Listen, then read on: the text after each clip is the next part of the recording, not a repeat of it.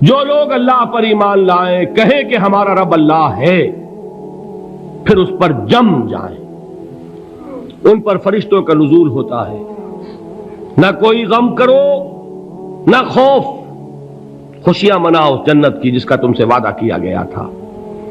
اللہ کی ربوبیت پر اطمینان جب انسان کو ہو جاتا، میرا رب اللہ ہے، ربی اللہ، انسان کے لیے نہ کوئی کھٹکا، نہ کوئی خطرہ، نہ کوئی خوف، نہ کوئی حزن۔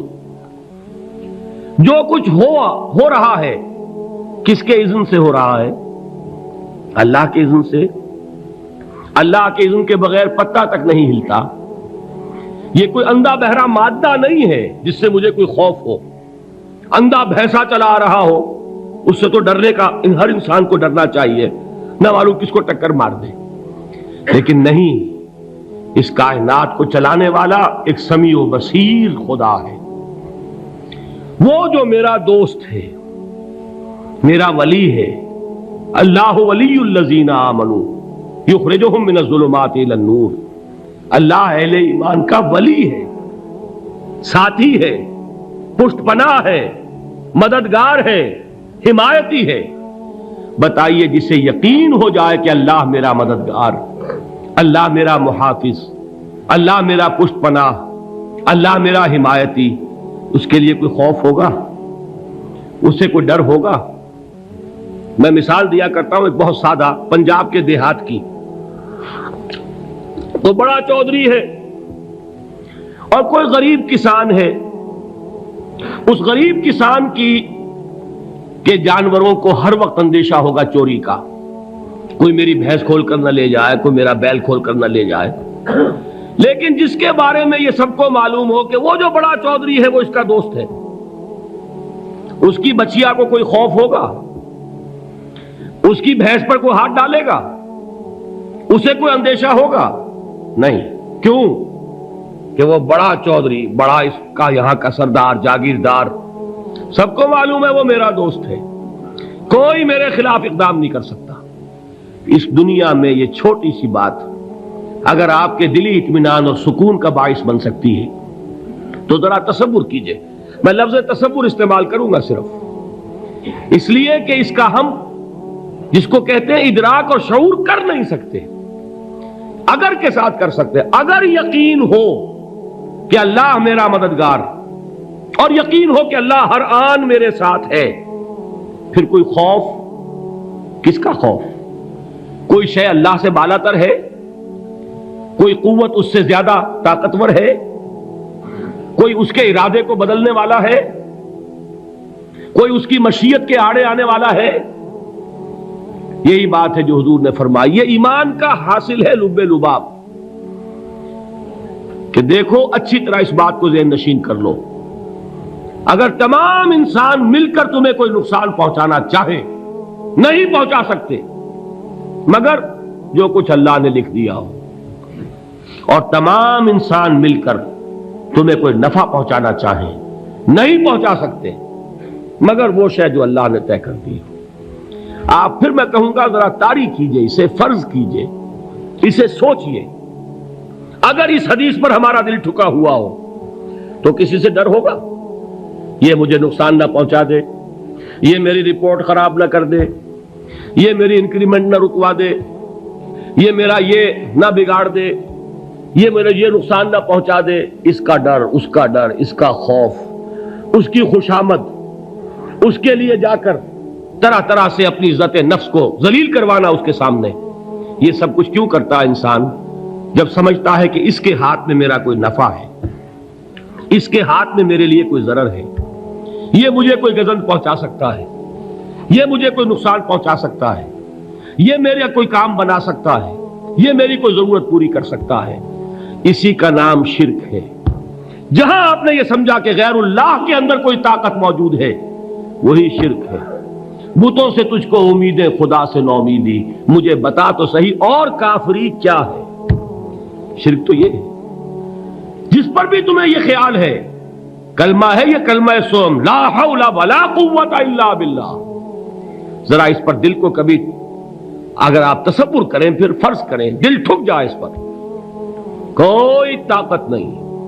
یہی بات تھی جو شیخ عبد القادر جیلانی رحمۃ اللہ علیہ نے اپنی وصیت میں اپنے بچے سے کہی. 11ویں دینے والے ہیں، لیکن حضرت شیخ عبد القادر جیلانی کی وصیت اور تعلیمات کو کتنے لوگ ہیں کہ جانتے ہو؟ یہ جن مقامات تک پہنچے ہیں وہ کس چیز کی بدولت پہنچے؟ انہوں نے جو پیغام دیا وہ کیا تھا؟ اے میرے بچے، جس طریقے سے قرآن مجید میں حضرت لقمان کی نصیحتیں جو ہے نقل کر دی گئی ہیں، میں یہ عرض کروں گا بالفرض اگر قرآن حضرت عبد القادر جیلانی کے بعد نازل ہوا ہوتا تو شیخ عبد القادر کی یہ نصیحتیں بھی قرآن میں درج ہوتی. اتنی اونچی نصیحتیں ہیں. اے میرے بچے، اس حقیقت کو ذہن نشین کر لے، لا فاعل فی الحقیقت ولا مؤثر الا اللہ. اس کائنات میں نہ کوئی فاعل حقیقی ہے نہ مؤثر حقیقی ہے سوائے اللہ کے. کسی شے میں کوئی تاثیر نہیں اگر اللہ نہ چاہے. آگ جلا نہیں سکتی اگر اللہ نہ چاہے. پانی ڈبو نہیں سکتا اگر اللہ نہ چاہے. زہر ہلاک نہیں کر سکتا اگر اللہ نہ چاہے. کوئی چیز فائدہ نہیں پہنچا سکتی اگر اللہ نہ چاہے.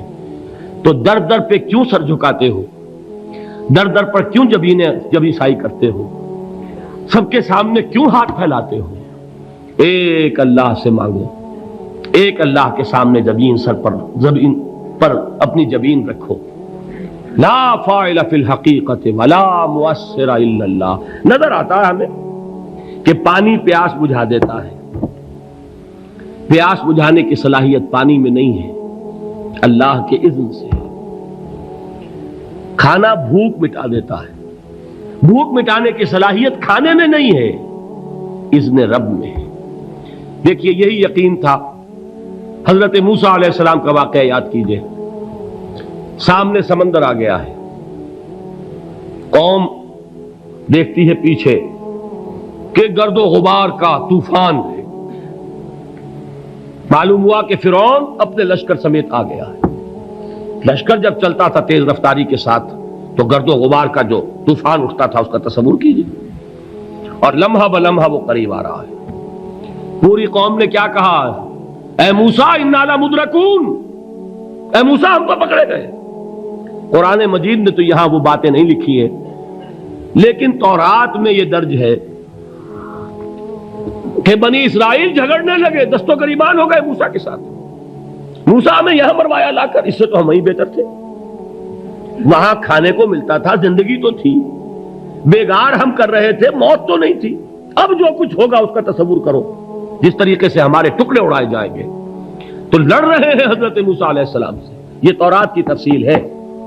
قرآن میں صرف اتنا آیا ہے، پریشان ہو کر انہوں نے کہا انا لمدرکون، موسیٰ ہم تو پکڑے گئے. اس وقت موسیٰ کا جواب کیا ہے؟ کلا ان معی ربی سیہدین. نہیں، میرے ساتھ میرا رب ہے، وہ راستہ دے گا. بتائیے کہاں راستہ نظر آ رہا ہے؟ یہ ہے ایمان بالغیب. راستہ نظر نہ آئے تب اللہ پر یقین ایمان ہے. جیب میں پیسے ہوں اور تب دل کو اطمینان ہے تو ایمان کس پر ہوا؟ پیسے پر، اللہ پر نہیں. جب وسائل و ذرائع نہ ہو اور پھر یقین ہو کہ اللہ مسبب الاسباب ہے، وہ اسباب کا پابند نہیں ہے، وہ اسباب کا محتاج نہیں ہے، اسباب اس کے محتاج ہیں. اگر یہ یقین ہے تو اللہ پر ایمان ہے. یہ نہیں ہے تو تمہارا ایمان اسباب پر ہے، وسائل پر ہے، ذرائع پر ہے، مادیات پر ہے، اللہ پر نہیں. اس وقت کہاں راستہ تھا؟ کوئی راستہ تھا؟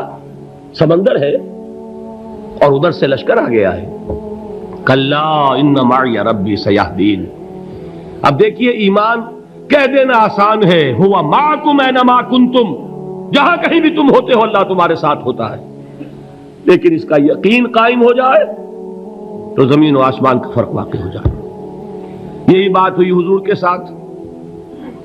غار ہے، چھپے ہوئے ہیں محمد الرسول اللہ اور آپ کے وہ یار غار ابو بکر صدیق رضی اللہ تعالی عنہ. اقبال نے حضرت ابو بکر کی شان میں چند اشعار کہے صرف، لیکن واقعہ یہ ہے کہ بھاری بھاری نظموں پر اور قصیدوں پر بھاری ہے. طویل ترین نظمیں اور قصیدے ہوں ان پر بھاری ہے. ہمت ابو بکر کی ہمت جو ہے کشت ملت را چو ابر، جیسے بارش سے کھیتی اپجتی ہے، ابو بکر کی ہمت اور عزیمت اس امت کو اسی طرح سینچنے والی ہے۔ ثانیے اسلام و غار و بدر و قبر، وہ دوسرے تھے اسلام میں، دوسرے پہلے کون تھے؟ انا اول المومنین، حضور فرماتے ہیں سب سے پہلا ایمان لانے والا میں، دوسرے ابو بکر۔ ویسے ہمارے ہاں یہ چلتا ہے اختلاف، حضرت علی پہلے ہیں کہ حضرت ابو بکر پہلے ہیں، لیکن اس میں بڑی خوبصورت تطبیق قائم کی ہے علماء نے، اور بہت صحیح ہے۔ چار کے بارے میں فیصلہ ہی مت کرو کہ کون پہلے ہے، ان کی ایک عجیب تقسیم کر دی ہے۔ آزاد مردوں میں، بالغ مردوں میں سب سے پہلے ابو بکر، بچوں میں سب سے پہلے علی، خواتین میں سب سے پہلے خدیجہ، اور غلاموں میں سب سے پہلے زید ابن حارثہ۔ بڑی پیاری تقسیم ہے، یہ چاروں ہی پہلے ہیں، ہر ایک کے لیے اولیت ہے۔ اور واقعہ یہ ہے کہ اگر زمانی اعتبار سے تعین ہوگا تو پہلے خدیجۃ الکبریٰ آئیں گی رضی اللہ تعالی عنہ، کسی اور سے بات کرنے کی نوبت بعد میں آ سکتی ہے، پہلے تو اہلیہ محترمہ سے بات ہوئی، آتے ہی پہلی وحی ہوئی ہے، ابھی تبلیغ کا حکم نہیں تھا۔ کس کو بتایا واقعہ؟ ابھی اپنی نبوت کی تبلیغ کا تو حکم ہی نہیں آیا، واقعہ کس کا ہے؟ وہ خدیجہ کا ہے۔ جب کہا ہے کہ خشیت علی نفسی، مجھے اپنی جان کا اندیشہ ہے، تو کیا جواب دیا خدیجہ نے رضی اللہ تعالی عنہا؟ وہ صدیقۃ الکبریٰ ہے، صدیقات جو ہے خواتین ان میں چوٹی پر خدیجۃ الکبریٰ ہے رضی اللہ تعالی عنہا، اور صدیق جو مرد ہیں ان میں صدیق اکبر ہے ابو بکر صدیق رضی اللہ تعالی عنہ، لیکن صدیقات میں چوٹی پر۔ جب حضور نے فرمایا خشیت علی نفسی، کیا فرمایا، کیا عرض کیا، کیسے تسلی دی؟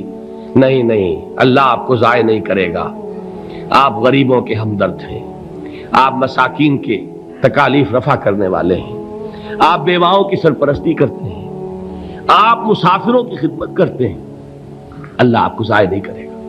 یہ یقین ہے اس خاتون کے اندر۔ خیر وہ ایک علیحدہ بات ہو جائے گی۔ میرے دل پر حضرت خدیجہ رضی اللہ تعالی عنہ کی شخصیت کا بڑا گہرا نقش ہے، جو وہ کوئی اور ہی وقت اور موقع ہوا تو بیان ہوگا۔ بہرحال اقبال نے ایک مصرے میں جو چار اولیتیں جمع کر دی ہیں، ہمتیں او کشت امت را چو ابر، ثانی اسلام و غار و بدر و قبر۔ اسلام میں حضور کے بعد پہلے کون؟ ابو بکر۔ غار میں حضور کے ساتھ کون؟ ابو بکر۔ بدر کی رات اللہ کا رسول سربسجود وہ جھاڑ، وہ گھاس پھوس کی جو جھوپڑی بنائی گئی تھی، اور وہاں تلوار ننگی لے کر پہرا دینے والا کون؟ ابو بکر۔ اور اس حجرہ عائشہ میں محمد کے بعد سب سے پہلے دفن ہونے والا کون؟ ابو بکر رضی اللہ تعالی عنہ وصلی اللہ علیہ وسلم۔ وہ جو معاملہ میں سنا رہا تھا غار ثور کا، حضرت ابو بکر بھی حضور کے خیال سے لرز گئے ہیں۔ آپ کو یاد ہوگا کہ جا کر پہلے تمام جتنے سوراخ تھے انہیں بند کیا ہے، ایک سوراخ رہ گیا تھا جس کو بند کرنے کے لیے کوئی کپڑا نہیں تھا، وہاں اپنی ایڑی رکھی ہے، تب کہا ہے حضور سے تشریف لائیے، اور اپنے زانو پر حضور کو لٹایا ہے، اور وہاں کسی موذی جانور نے کاٹا ہے، حضور کی آنکھ لگ گئی تھی، اس وقت اس بل کے اندر جو بھی بچھو ہے کیا ہے واللہ عالم، اس نے کاٹا ہے، اس کی تکلیف کی وجہ سے ابو بکر کی آنکھوں سے آنسو ٹپک گئے، حضور کے چہرے مبارک پر پڑے ہیں، تو حضور جاگے ہیں، معاملہ کیا ہے؟ ایڑی نہیں ہٹائی وہاں سے، مبادا وہ جانور وہاں سے نکل کر محمد الرسول اللہ کو کوئی گزن پہنچا دے، ابو بکر کی ایڑی ہے، جس طرح چاہے کھا لے، ختم کر دے، جان نکل جائے تب کوئی آنچ آئے، محمد پر تو آئے، لیکن جیتے جی نہیں۔ وہ ہے ابو بکر۔ حضور کے خیال سے اس وقت حضور نے پھر اپنا لعاب دہن لگایا ہے، اور اس سے پھر آپ کی تکلیف ختم ہوئی۔ جیسے خیبر میں حضرت علی کی آنکھ دکھ رہی تھی، اس کو جو شفا حاصل ہوئی ہے وہ بھی حضور کے لعاب دہن سے ہوئی۔ تو بہرحال اس وقت انہوں نے کہا ہے کہ اے نبی یا رسول اللہ، اگر اس وقت ان میں سے کسی نے غیر ارادی طور پر بھی اپنے قدموں کی طرف جھانک لیا تو پکڑے جائیں گے۔ کیا جواب تھا اللہ کے رسول کا؟ لا تحزن ان اللہ معنا، اللہ ہمارے ساتھ ہے، کیوں گھبراتے ہو ابو بکر؟ یہ ہے ایمان باللہ، میرا مالک اللہ، میرا رازق اللہ، میرا محافظ اللہ، میرا مددگار اللہ، میرا پشت پناہ اللہ، میرا دوست اللہ۔ یہ دوستی ہے اللہ کی جو لب لباب ہے، حاصل ہے ایمان کا، اسی کا نام ولایت ہے۔ اولیاء اللہ کے سروں پر سینگ نہیں ہوتے، جس کے دل میں ایمان راسخ ہو چکا ہو وہی اللہ کا ولی ہے، جسے اللہ پر یقین ہو چکا ہے وہی اللہ کا ولی ہے، جسے یقین ہے اللہ میرے ساتھ ہے، میرا مددگار، میرا پشت پناہ، میرا ساتھی، میرا دوست، میرا محبوب، میرا محب۔ اللہ اہل ایمان سے محبت کرتا ہے۔ واللہ یحب الصادقین، ان اللہ یحب الذین یقاتلون فی سبیلہ صفا کانہم بنیان مرصوص۔ اللہ محبت کرنے والا، اہل ایمان محبوب، اور اہل ایمان محبت کرنے والے اللہ محبوب۔ والذین آمنوا اشد حبا للہ۔ آپ تصور کیجئے جسے یہ رشتہ ایمان یا رشتہ ولایت حاصل ہو جائے، الا ان اولیاء اللہ